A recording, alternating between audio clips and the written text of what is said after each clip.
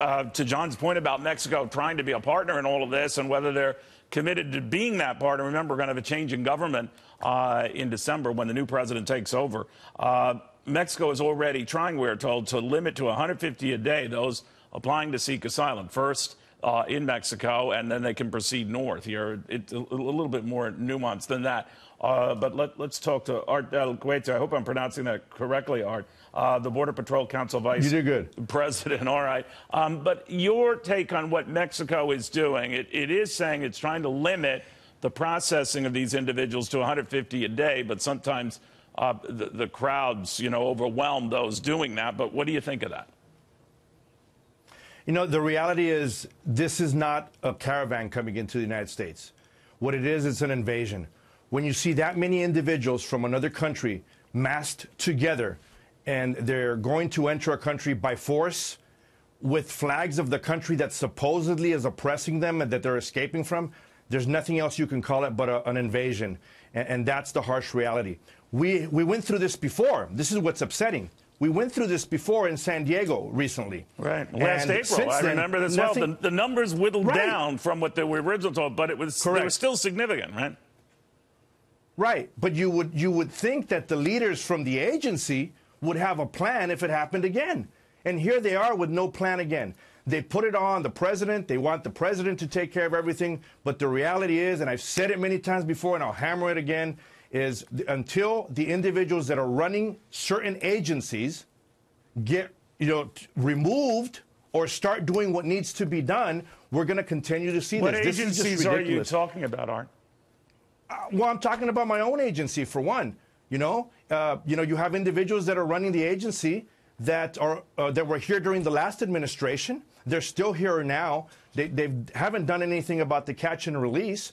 Here you have, thousands of people that are entering their country, and as soon as they touch U.S. soil, they're going to be able to claim asylum. They're going to go through the whole process. They're not going to have enough judges. They're going to send them down to wherever, state that they want to go to and wait for an immigration court.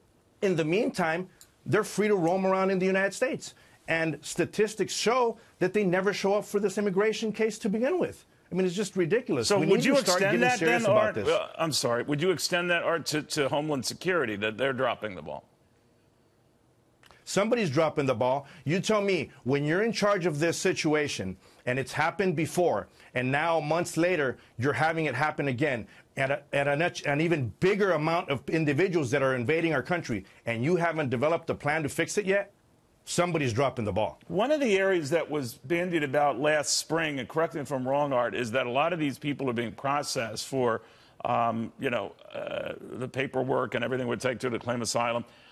They wait it out in the United States, and as you say, they wait for a judge's hearing. That could be weeks, months away, and we never hear from them again. They're years. Here. Now, what's to stop Mexico if we insisted with the Mexicans?